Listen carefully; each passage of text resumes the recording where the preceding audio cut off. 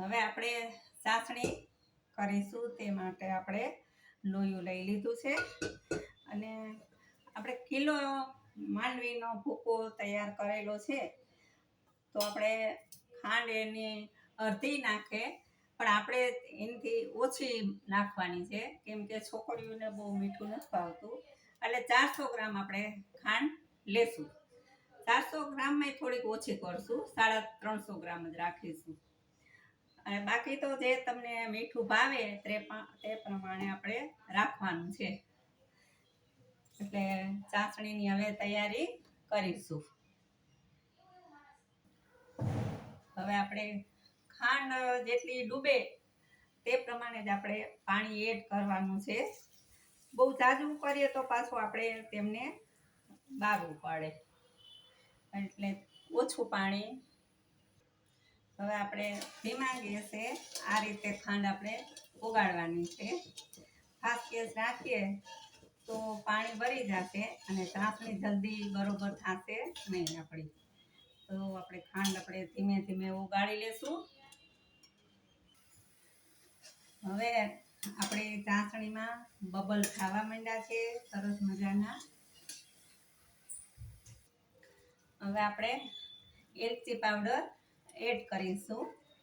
5 એલચી આપણે આખી લીધી છે, તેમનો ભૂકો કરેલો છે. હવે આપણી ચાસણી તૈયાર થઈ ગઈ છે. આપણે ચાસણી એક તારની જ આપણે લેવાની છે.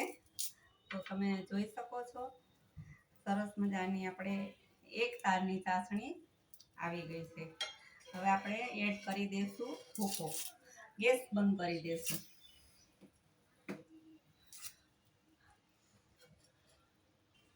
હવે આપણે ભૂકો એડ કરી દઈશું.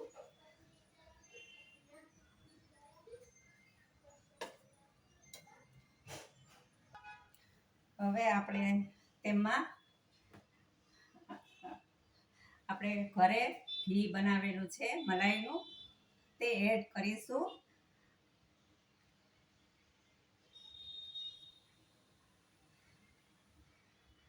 ઘી આપણે હવે છેલ્લે આપણે એડ કરીએ.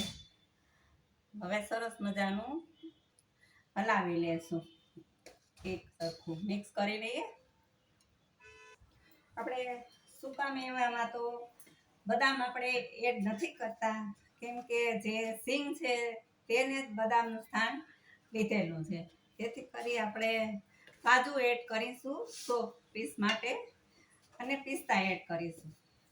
હવે આપણું મિશ્રણ સરસ મજાનું થઈ ગયું. હવે આપણે ચોકીમાં ઢાળી દઈશું.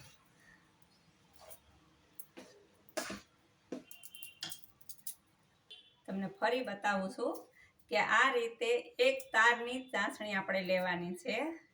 તેથી સરસ ધીમે થોડુંક ઢીલું રહે શરૂઆતમાં, 5 મિનિટમાં સરસ થઈ જાય. આપણે ચોકીમાં આપણે ઘી લગાવી દઈએ એક સરખું. ધીમે ગરમ ઘી છે એટલે જલ્દી. હવે આપણે તવીમાં ઢાળી દીધું છે. હવે ઘી વાળો વાટકો કરી અને આપણે એક સરખું ફેરવી લઈએ, જેથી કરીને સરસ મજાનું લીસું બની જાય. હવે આપણે 100 પીસ માટે કાજુ એડ કરીશું ઉપરથી.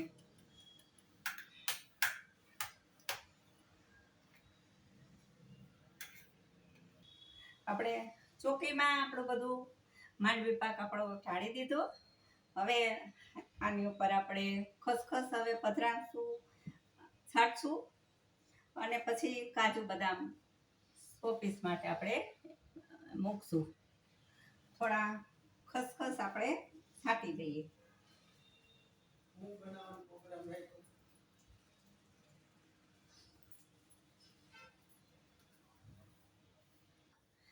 હવે આપણો માંડવી પાક તૈયાર થઈ ગયો છે અને કાજુ આપણે લગાવી દીધા. હવે નાના નાના પીસ આપણે કરી લેશું.